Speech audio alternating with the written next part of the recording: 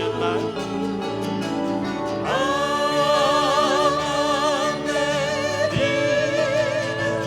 아멘.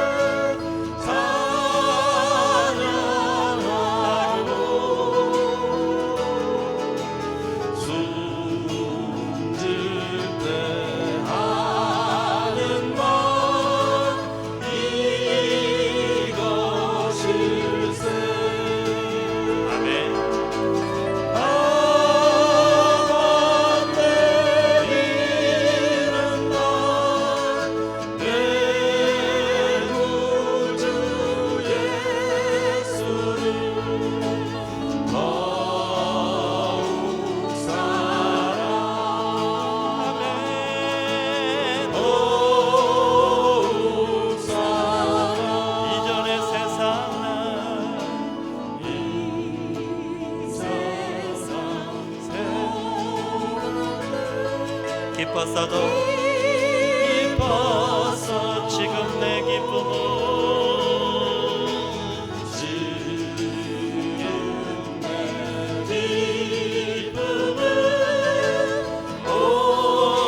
오직 예수. 할렐루야.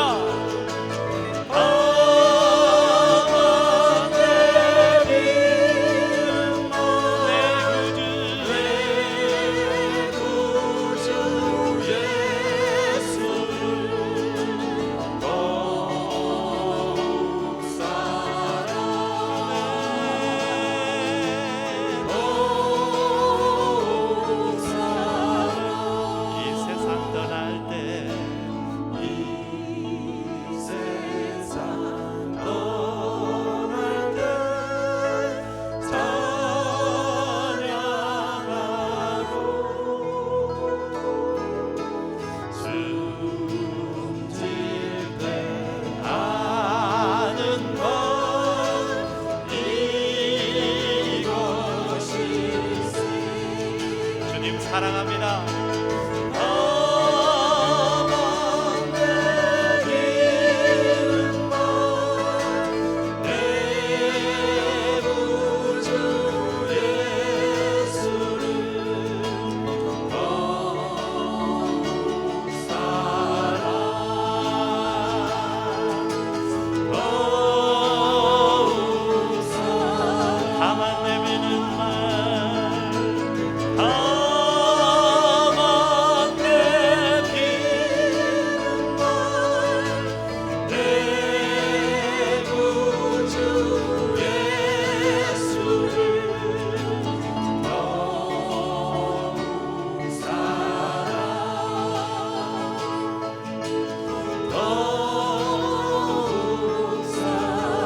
하나님은 우리의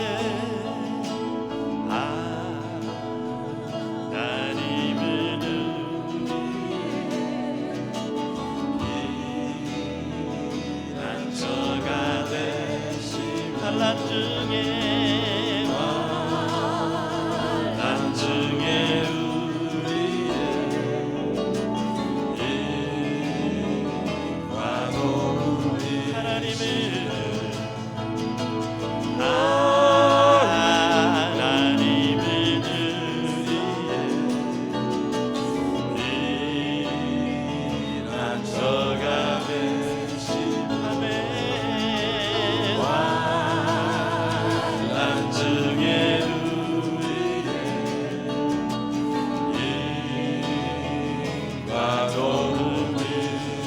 아멘.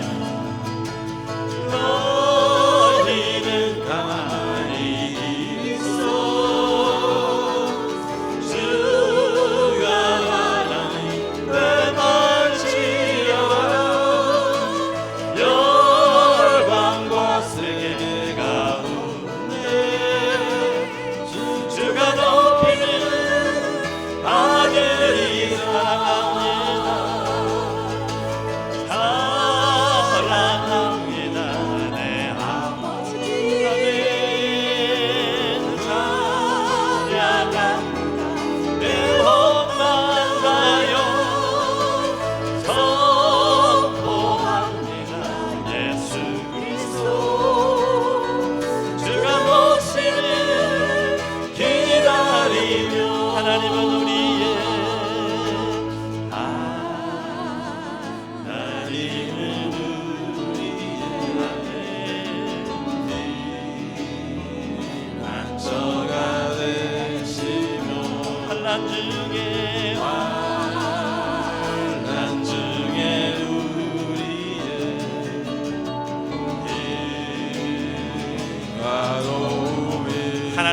우리의 피난처가 되시며 하나님은 우리의 피난처가 되시 환난 중에 환난 중에 우리의 힘과 도움이시라. 할렐루야. 너희는 가만히 있어 주가 하나님 주가 하나님 내 말지어다. 열방과 세계가 웃네 주가 높이는 아들이여 사랑합니다. 사랑합니다 내 아버지 찬양합니다. 찬양합니다 내 혼만 다하여 선포합니다. 예수 그리스도 주님 오심을 기다리며 가만히 있어. 너희는 가만히 있어. 주가 하나님 내 말지어다. 열방과 세계가 웃네 주가 높임을 주가 높이는 아들이여 사랑합니다. 사랑합니다 내 아버지 찬양합니다. 찬양합니다 내 혼만 다하여 선포합니다. 예수 그리스도 주님 오심을 기다리며 아멘. 주님 한 분밖에는 아는 사람 없어요. 가슴 깊이 숨어 있는 주를 사랑하는 마음. 주님 한 분밖에는 기억하지 못해요. 처음 주를 만난 그날 울며 고백하는 말 나는 행복해요. 제사함 받았으니 아버지 품 안에서 떠나 살기 싫어요. 나는 행복해요. 사랑이 샘솟으니 이 세상 무엇이든 채우고도 남아. 주님 한 분밖에는 사랑하리 없어요. 주님 한 분밖에는 사랑함이 없어요. 아멘. 작은 가슴 뜨거운 주님 피가 흘러요. 주님 한 분밖에는 약속하니 약속하니 없어요. 나를 믿고 따르는 자 안서 이래 서리라. 할렐루야. 나는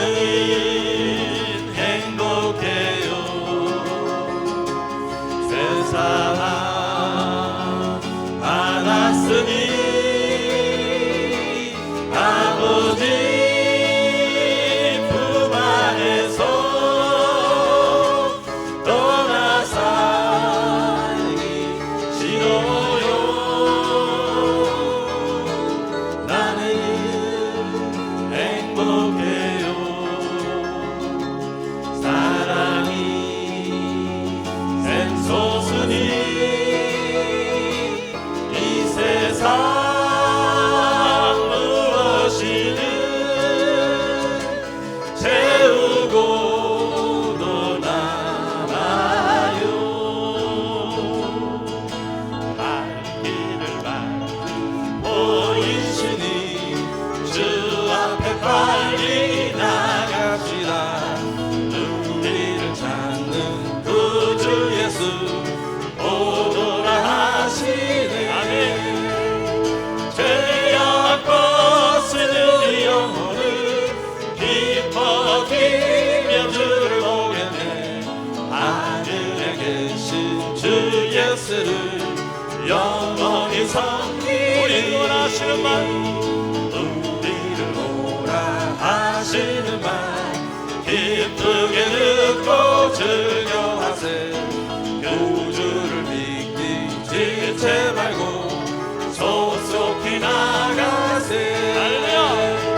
죄악 벗으는 영혼을 기뻐 뛰며 주를 보겠네.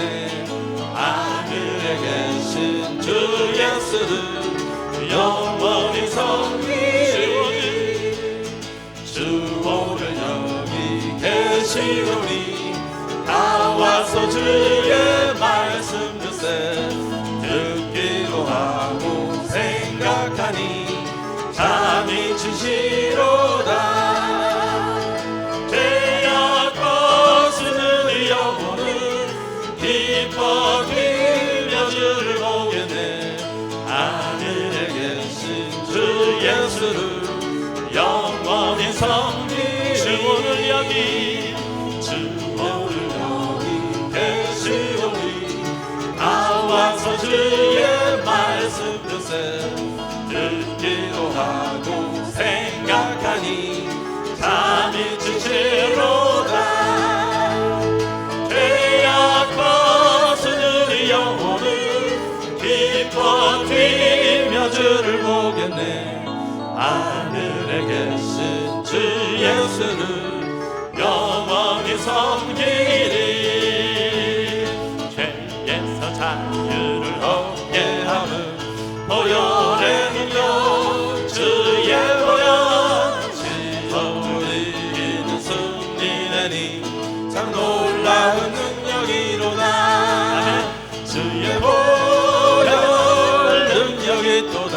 주의 피 믿고 주의 보혈 그 어린 양의 매우 귀중한 피로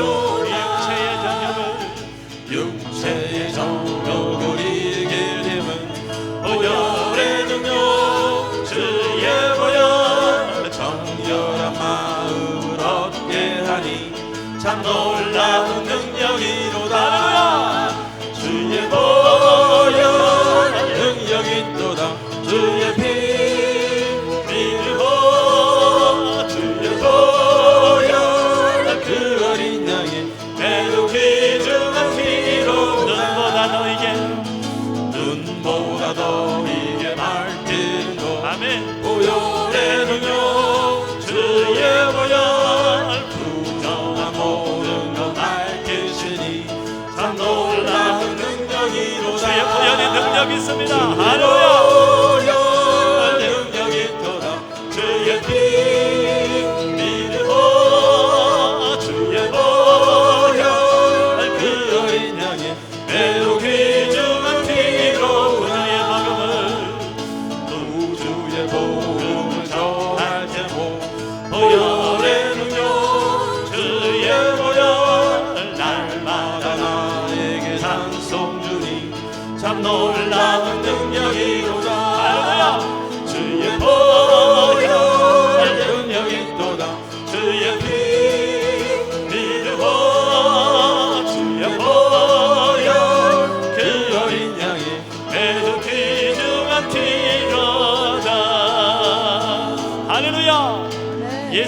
주의 정결한 보혈이 우리를 예배 가운데로 인도하십니다.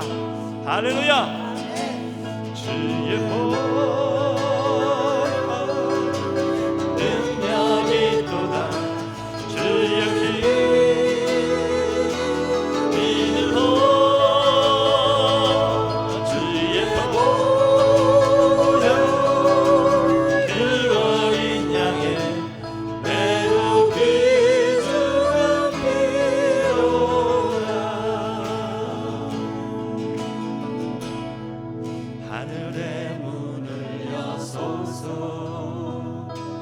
이곳을 주목하소서. 주를 향한 노래가 꺼지지 않으니 하늘을 열고 보소서. 이곳에 임재하소서. 주님을 기다립니다. 기도의 향기가 하늘에 닿으니 주여 임재하여 주소서. 이곳에 오셔서 이곳에 앉으소서. 이곳에서 드리는 예배를 받으소서. 주님의 이름만이 오직 주의 이름만 이곳에 있으니 하늘의 문을 여소서. 이곳을 주목하소서. 주를 향한 노래가 꺼지지 않으니 하늘을 열고 오소서. 이곳에 임재하소서. 주님을 기다립니다. 기도의 향기가 하늘에 닿으니 주여 임재하여 주소서. 이곳에 오셔서 이곳에 앉으소서. 이곳에서 드리는 예배를 받으소서. 주님의 이름만이 오직 주의 이름만 이곳에 오셔서 이곳에 앉으소서. 이곳에서 드리는 예배를 받으소서. 주님의 이름만이 오직 주의 이름만 이곳에 있으니 우리 시간 예배를 위해서 같이 한번 기도합니다. 이곳에 앉으소서. 이곳에서 드리는 예배를 받으소서. 주님의 이름만이 오직 주의 이름만 이곳에 있습니다. 이곳에 오셔서 이곳에 앉으소서.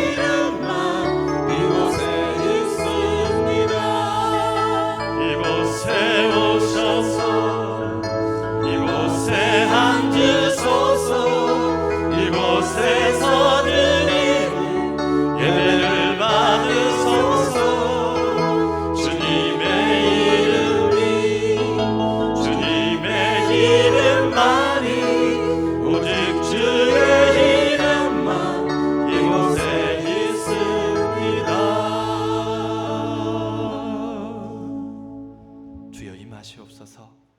주여 운행교통하시옵소서. 주여 영광 받아 주시옵소서. 주여의 보혈이 오늘도 우리를 이곳에 있게 하십니다.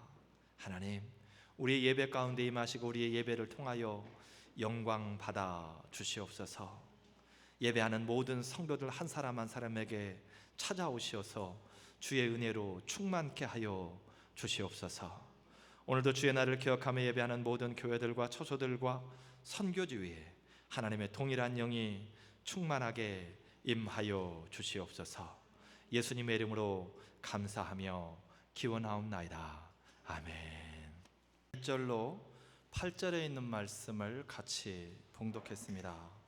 복받은 사람이라고 하는 그러한 제목을 가지고 같이 말씀의 은혜를 나누기를 원합니다.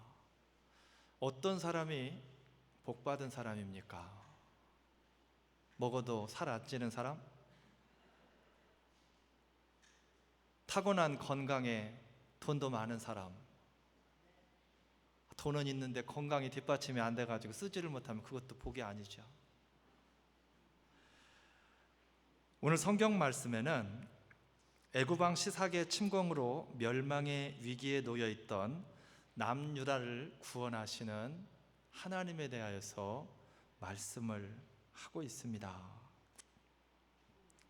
오늘 본문에 보게 되면 남쪽 유다가 위기에 처해 있습니다. 우리 조국이 남과 북으로 갈려 있는 것처럼 이스라엘도 솔로몬 이후에 솔로몬의 아들 르호보암이 통치하면서 나라가 두 쪽으로 나뉘었습니다. 남쪽과 북쪽으로 나뉘었다라는 거예요. 북쪽에는 10개 지파, 남쪽에는 2개 지파로 나뉘어서 나라가 운영이 되어집니다.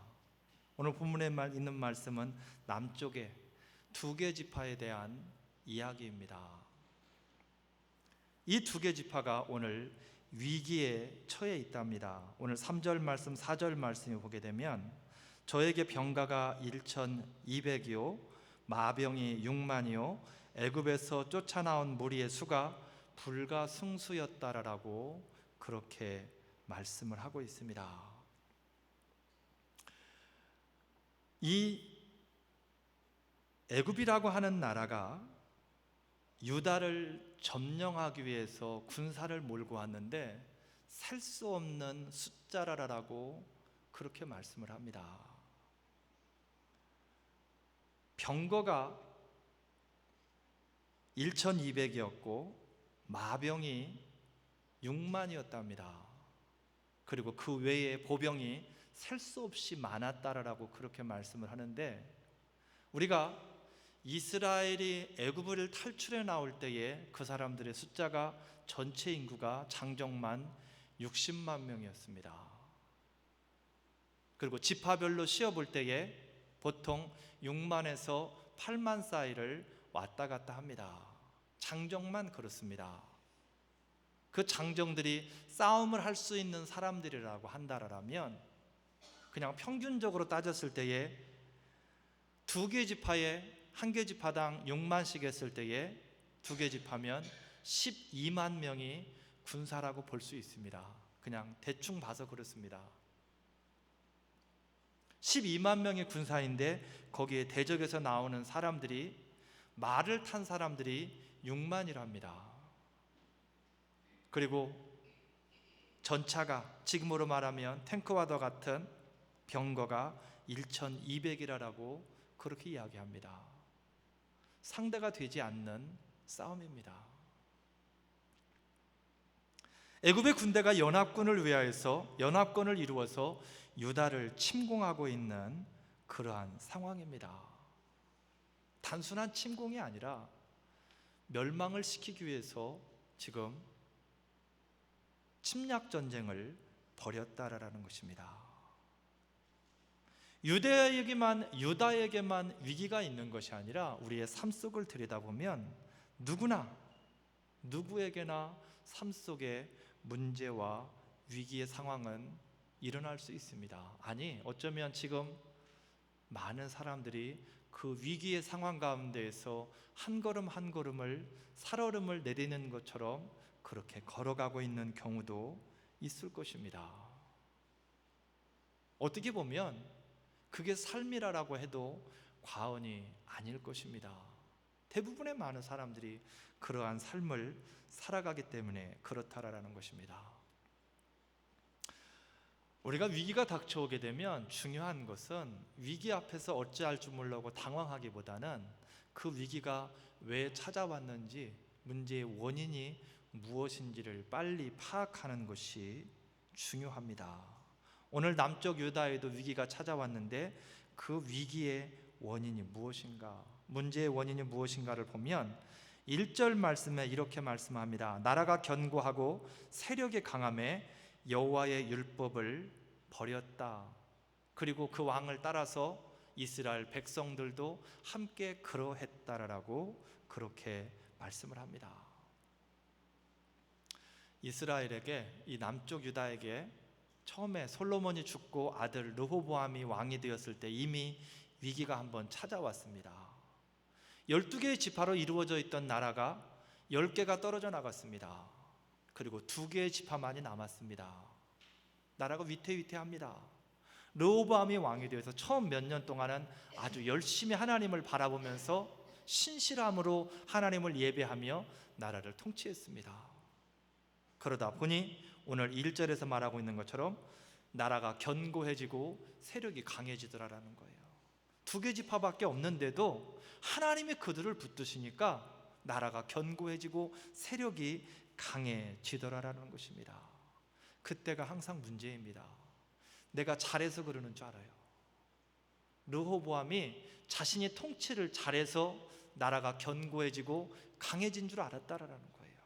그런데 르호보암만 그러는 것이 아니라 저도 예외가 아닙니다. 교회가 잘 되고 집이 잘 되면 내가 잘해서 그러는 줄 알아요. 그런데 저만 그렇습니까? 우리의 삶이 대부분 그렇다라는 거예요. 다 그런 건 아니지만 많은 사람들이 그렇게 살아간다라는 거예요. 무언가 내가 하는 일이 잘 되어지면 내가 잘해서 되는 줄로 착각을 한다라는 것입니다. 오늘 르호보암도 그렇게 생각했고 그래서 율법을 버렸다라는 거예요. 율법을 버렸다라는 건 무엇입니까? 하나님을 버렸다라는 거예요.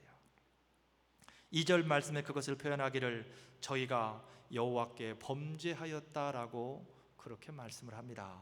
그리고 5절 말씀에 이스라엘 선지자 스마야가 가로되 여호와의 말씀이 너희가 나를 버렸으므로 나도 너희를 버려 시삭의 손에 붙였다라고 그렇게 말씀합니다. 너희가 나를 버렸기 때문에 나도 너희를 더 이상 붙들고 있지 않겠다라는 것입니다.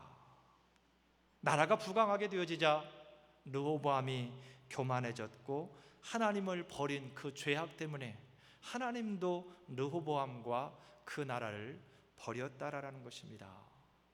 그게 원인이 되어서 지금 애굽의 시삭이 이스라엘을 점령하기 위해서, 남쪽 유다를 점령하기 위해서 침공을 한 상황이라는 것입니다. 선지자 스마야에게 문제의 원인을 들은 사람들의 반응이 참 중요합니다. 어떻게 반응하고 있습니까? 6절 말씀에 이에 이스라엘 방백들과 왕이 스스로 겸비하여 가로되 여호와는 의로우시도다라고 그렇게 고백을 하고 있습니다. 스스로 겸비하였고 스스로 돌이켰고 여호와는 의롭다라고 그렇게 고백을 했다라는 거예요. 불평하지 아니하고 하나님 왜 그러십니까? 우리를 택하셨다라고 말씀을 하셨으면 계속 우리를 붙들어 주셔야지. 우리가 조금 잘못했다고 하나님도 똑같이 그렇게 하시면 어떻게 합니까? 그게 아니라 우리가 잘못을 하니 하나님이 이렇게 지금 우리에게 징계를 하시는구나.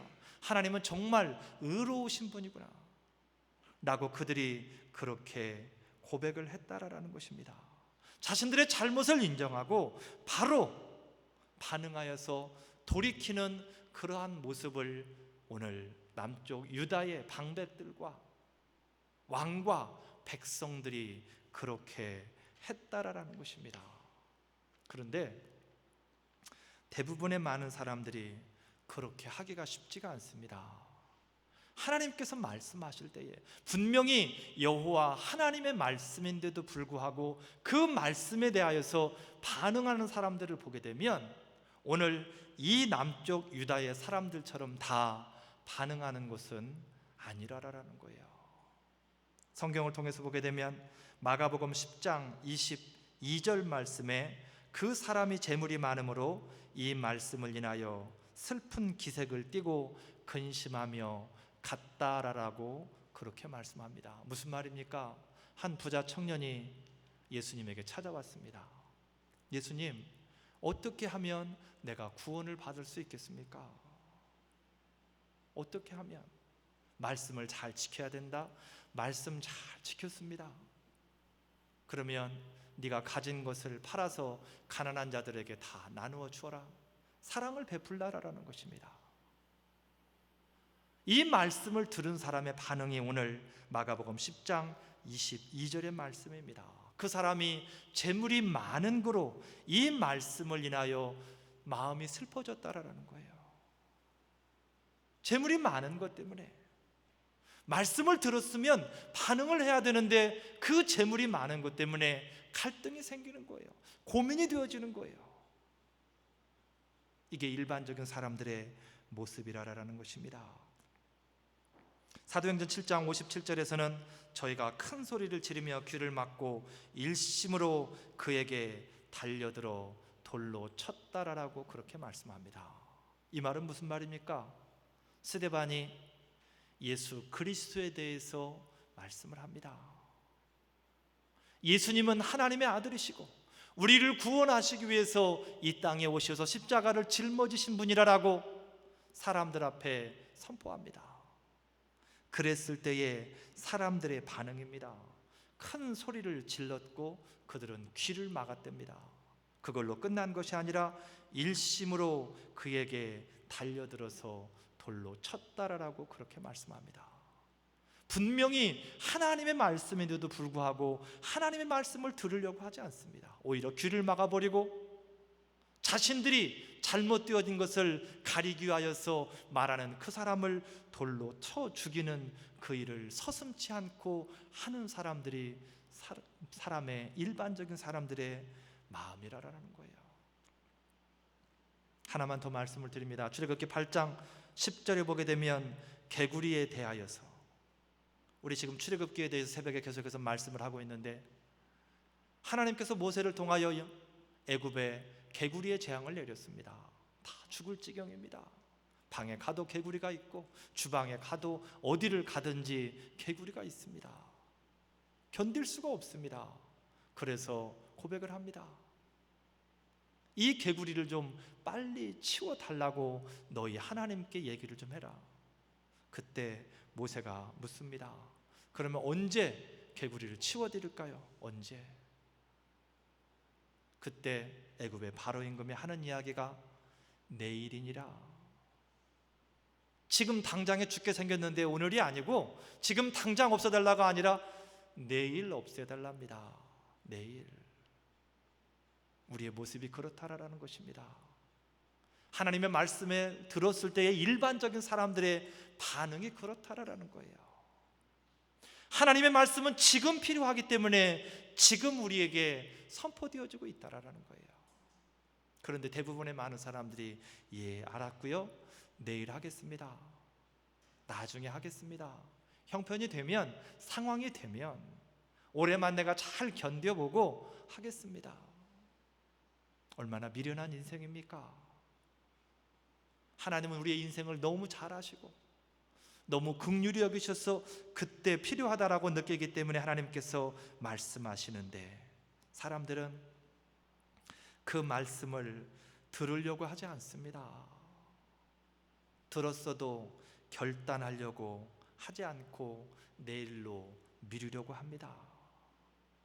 그리고 어떤 경우에 사람들은 말씀이 선포되어지는데도 불구하고 그 말씀이 나하고는 상관없는 말씀이고 내 주변에 그 어떤 누구에게 필요한 말씀이라고 그렇게 생각을 하며 살아갑니다. 분명한 것은 여러분, 하나님은 정확하신 분이십니다.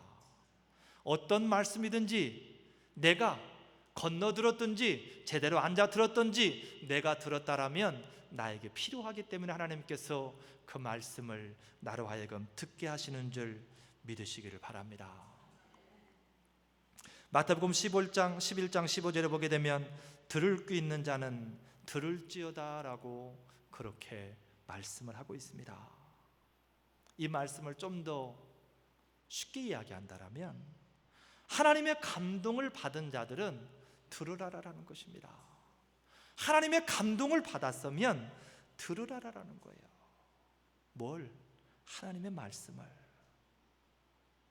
오늘 성경을 통해서 보게 되면 이스라엘 왕과 방백들에게 하나님께서 감동을 주셨습니다. 들을 귀를 주셨다라는 거예요. 그 말씀을 듣고 반응하도록 하셨다라는 거예요. 우리 좀 전에 말씀드렸던 출애굽기, 애굽의 바로 임금에게 하나님께서 10가지의 재앙을 내리십니다. 본인도 그 재앙 때문에 죽을 지경입니다. 그런데 하나님께서는 계속 그의 마음을 강팍하게 하십니다. 들었는데 그 말씀이 마음에 와닿지를 않습니다. 내가 점점 죽어가는데도 불구하고 마음은 점점 강팍해진다라는 거예요. 그것 때문에 힘이 든데도 불구하고 돌이킬 마음이 없다라는 것입니다. 말씀이 선포되어질 때에 부드러운 마음으로 그 말씀을 받는 것이 바로 하나님의 은혜입니다. 말씀은 선포되어지는데 내 마음이 굳어져 있어서 그 말씀이 톡톡 튀어나갑니다. 그게 아니고 말씀이 선포되어질 때에 내 마음이 정말 잘 갈아엎어진 밭처럼 부드러워져서 그 말씀을 제대로 받는 것, 그게 바로 하나님의 은혜라는 거예요. 누가복음 8장 8절에서는 그것을 좋은 땅이라라고 그렇게 말씀을 합니다. 바람은 저와 여러분이 믿음의 좋은 땅들을 소유하시기를 주님의 이름으로 축복을 드립니다. 하나님이 뿌려주시는 씨앗이라면 그 어떤 씨앗이라도 뿌리를 내리게 하여서 아름다운 열매를 맺게 하는 밭, 그 밭이 좋은 밭이라는 거죠. 좋은 밭은 씨앗을 가리지 않습니다. 어떤 씨앗이든지 뿌려지면 뿌리를 내리게 하고 줄기와 꽃을 피워서 열매를 맺게 한다라는 것입니다. 하나님께서 선포되어지는 말씀에 대하여서 그 말씀이 나에게 주시는 말씀으로 생각하며 받는 것이 바로 하나님의 은혜입니다. 나에게 주시는 말씀, 그 어떤 누가 아니라 나에게 주시는 말씀으로 생각하며 받는 것이 바로 하나님의 은혜라는 거예요. 사무엘상 3장 10절 말씀에 사무엘이 이렇게 고백합니다. 하나님 앞에, 주여 말씀하옵소서, 주의 종이 듣겠습니다. 바람은 저와 여러분이 이러한 말씀에 대한 믿음의 자세를 소유할 수 있기를 주님의 이름으로 축복을 드립니다. 하나님으로부터 선포되어지는 모든 말씀, 내가 말씀을 통하여서 묵상하는 모든 말씀, 그 말씀을 하나님께서 나에게 주시는 말씀으로 받고 겸손한 마음으로 주여 내가 듣겠습니다, 이러한 믿음들을 소유하시기를 주님의 이름으로 축복을 드립니다. 또한 하나님께서 선포하시는 그 말씀에 대하여서, 내가 받은 말씀에 대하여서 주야로 묵상할 수 있음이 바로 하나님의 은혜입니다. 받고 흘려버리는 말씀이 아니라 그 말씀을 받았으면 왜 하나님이 나로 하여금 이 말씀을 듣게 하셨을까? 이 말씀이 나의 삶에 어디에 적용이 되어질까? 하나님의 실수로 나에게 말씀을 선포하시는 경우는 없습니다. 하나님은 실수하시는 분이 아니시기 때문에 그 어떤 상황에서도 그 어떤 누구보다도 정확하신 분이 바로 여호와 하나님이기 때문에 그렇다라는 것입니다. 그렇다라고 본다면 내가 들은 말씀에 대하여서, 받은 말씀에 대하여서 주야로 묵상하는 것이 또한 하나님의 은혜라는 것입니다. 시편 1장 2절 말씀에 복 있는 사람은 그 율법을 주야로 묵상하는 사람이라고 그렇게 말씀을 하고 있습니다. 복 받은 사람은 여호와 하나님의 말씀을 들을 귀가 있는 사람, 그 받은 말씀을 주야로 묵상하는 사람, 그게 바로 복 받은 사람이라는 거예요. 먹어도 살 안 찌는 그런 사람이 아니라, 타고난 건강에 물질까지 많은 사람이 복 있는 사람이 아니라, 예수 그리스도 안에서 복 있는 사람은 말씀을 받고 그 말씀을 주야로 묵상할 수 있는 사람, 그게 바로 복 받은 사람이라는 것입니다. 왜 그게 복 받은 사람입니까? 오늘 말씀을 통해 보면, 오늘 말씀을 통해 비추어 보면 이스라엘의 왕과 방백들이 여호와 하나님의 말씀을 들을 귀가 없었다라면 그들은 깨닫지 못했을 것이고 결국 애굽의 시삭에게 멸망당해 죽을 수밖에 없는 그러한 인생들이었습니다. 그런데 그들에게 들을 귀가 있었고 그 말씀을 묵상할 수 있었기 때문에 그들은 돌이킬 수 있었다라는 것입니다. 남쪽 유다의 방백과 왕이 하나님의 말씀을 듣고 그들이 겸비하였습니다. 하나님은 의롭다라고 자신들의 삶을 돌이켰다라는 겁니다. 거기에 대하여서 하나님께서 뜻을 돌이키더라라는 것입니다. 이스라엘을 멸망시키려고 작정했던 그 뜻을 7절 말씀에 이렇게 말씀합니다. 이스라엘이 겸비하였으니 내가 멸하지 아니하고 대강 구원하여 나의 노를 예루살렘에 쏟지 아니하리라. 할렐루야.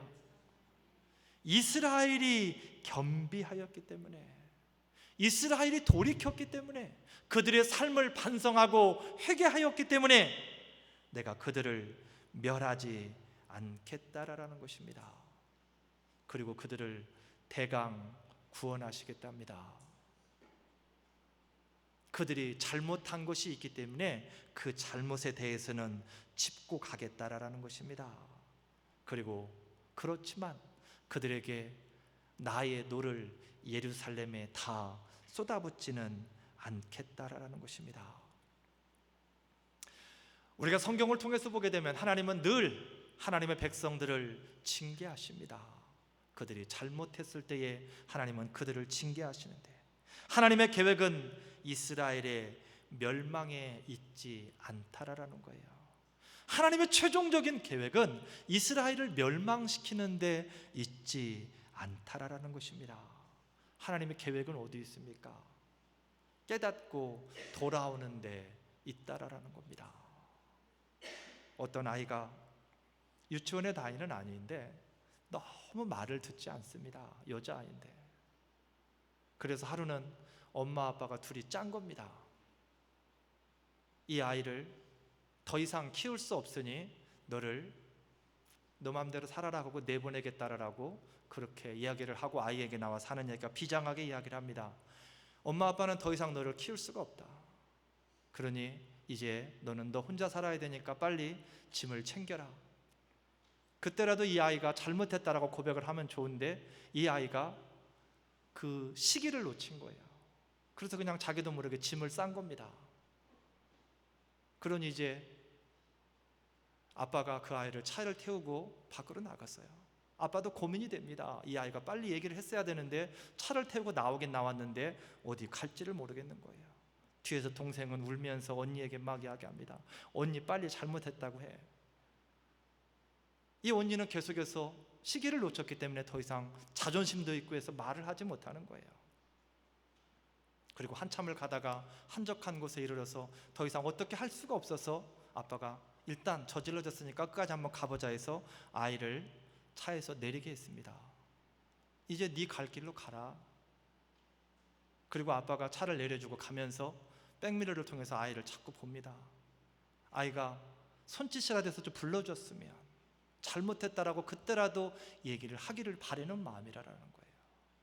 그런데도 아이가 아무런 반응이 없습니다. 조금 더 가는데 아이가 막 달려옵니다. 그러면 그렇지. 그리고 아빠가 차를 세웠습니다. 그리고 창문을 열고 아이를 딱 보는데 아이가 하는 얘기가 이것입니다. 저기요 아저씨, 저를 고아원에다 좀 내려다 주면 안 될까요? 여기서 어디로 고아원에 갈지도 모르겠고 그러니까 나는 이제 아저씨 딸이 아니라는데 나를 고아원에다 좀 데려다 주세요라고 얘기를 했다라는 거예요. 아빠가 하도 어처구니가 없어가지고 다시 딸을 데리고 집으로 왔다라는 얘기입니다. 아이를 버리기 위해서 그런 것이 아니라 그 아이가 돌아오기를 간절히 소원하는 마음. 하나님 또한 마찬가지라는 거예요. 하나님 또한도 이스라엘을 징계하시는 근본적인 원인이 그들이 깨닫고 돌아오기를 원하는 것이라는 것입니다. 하나님의 테두리 밖으로 벗어난 그들이 그 테두리 안으로 다시 돌아오기를 원하는 간절한 마음이 그 속에 담겨져 있다라는 것입니다. 오늘 이스라엘을 통한 계획이 바로 그것이라는 거예요. 이스라엘은 근데 그 하나님의 마음을 깨달아 알았다라는 것입니다. 그리고 하나님은 거기에서 한 걸음 더 나아가 이스라엘로 하여금 한 가지를 더 깨닫게 하시는데 8절 말씀 보게 되면 나를 섬기는 것과 열국을 섬기는 것이 어떤지 알게 하리라 라고 그렇게 말씀을 하십니다. 이스라엘을 침략한 그 침략을 당장에 멈추지 않는 이유에 대해서 하나님께서 말씀하시는데 하나님을 섬기는 것과 세상의 왕을 섬기는 것이 세상을 섬기는 것이 어떤 것이 더 유익한지 하나님은 알게 하시겠다라는 거예요.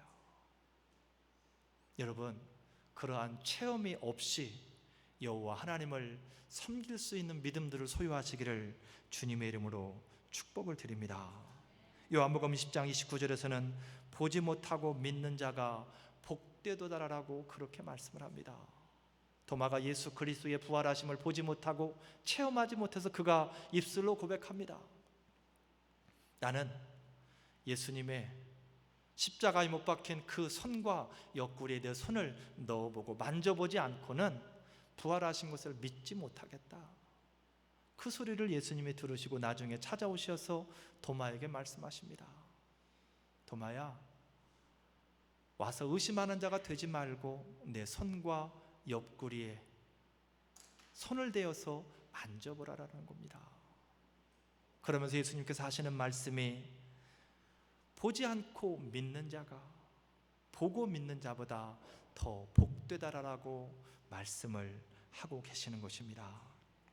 창세 이후에 하나님께서는 단 한순간도 자기 백성을 향하여 말씀하시는 것을 쉬신 적이 없으십니다.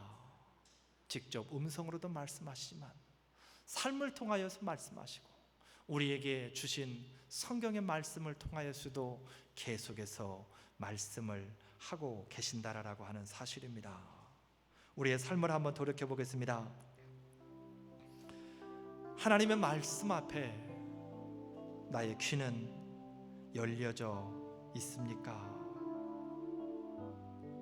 믿음으로 선포되어지는 말씀들을 나의 말씀으로 받는가 그 말입니다. 출애굽기 15장 5절에 너희가 내 말을 듣고 내 언약을 지키면 열국 중에 너희가 내 소유가 될 것이라고 그렇게 말씀을 하고 있습니다. 하나님의 말씀이 선포되어질 때에 그 말씀을 듣고 말씀 안에 행하는 자들의 삶을 하나님께서 전적으로 책임지시겠다라고 하는 그러한 말씀입니다. 하나님의 감동으로 들을 귀를 소유하시기를 주님의 이름으로 축복을 드립니다. 하나님의 말씀 앞에 부족한 부분에서는 돌이키시고 또한 은혜로운 부분에서는 믿음을 더하여 승리하시는 저와 여러분이 되어주시기를 주님의 이름으로 축복을 드립니다. 말씀에 순종하며 살아가는 당신의 믿음이 참 아름다워요. 주님의 맡긴 사명 감당 잘하는 당신의 모습이 너무 아름다워요. 하나님을 감동시키고 세상을 변화시키니 당신은 이 세상에 필요한 사람, 하나님이 기뻐하는 사람, 당신 때문에 어두운 세상이 찬양으로 가득 차지요. 당신 때문에 하나님께서 더욱 영광 받으시지. 주님의 은혜로 살아가는, 주님의 은혜로 살아가는 당신의 모습이 참 아름다워요. 주님의 사랑을 나눠주는 당신의 모습이 너무 아름다워요. 아멘. 하나님을 감동시키고 세상을 변화시키니 당신은 이 세상에 필요한 사람, 하나님이 좋아하는 사람, 당신 때문에 어두운 세상이 사랑으로 가득 차지요. 당신 때문에 하나님께서 더욱 영광 받으시지요. 우리 시간 들은 말씀 생각하며 같이 한 목소리를 한번 기도하겠습니다. 하나님, 오늘도 우리에게 주의 말씀으로 선포하시니 은혜를 감사를 드립니다. 우리가 복받은 사람이기를 간절히 소원합니다. 주의 말씀이 선포되어질 때에 주님의 감동하심으로 말미암아서 주의 말씀을 듣게 하시고 그 말씀에 순종하게 하시고 우리의 삶을 통하여 그 말씀을 묵상하며 살아갈 수 있도록 하나님 은혜를 더하여 주시옵소서. 우리에게 주의 말씀을 선포되어질 때에 우리가 돌이킬 수 있는 믿음들을 허락하여 주시옵소서. 하나님 은혜를 더하여 주시옵소서. 하나님 은혜를 더하여 주시옵소서. 주여 놓으시옵소서. 하나님 놓으시옵소서. 하나님을 감동시키고 세상을 변화시키니 당신은 이 세상에 필요한 사람, 하나님이 기뻐하는 사람, 당신 때문에 어두운 세상이 사랑으로 가득 차지요. 당신 때문에 하나님께서 더욱 영광 받으시지요. 예수님의 이름으로 기도드립니다. 아멘.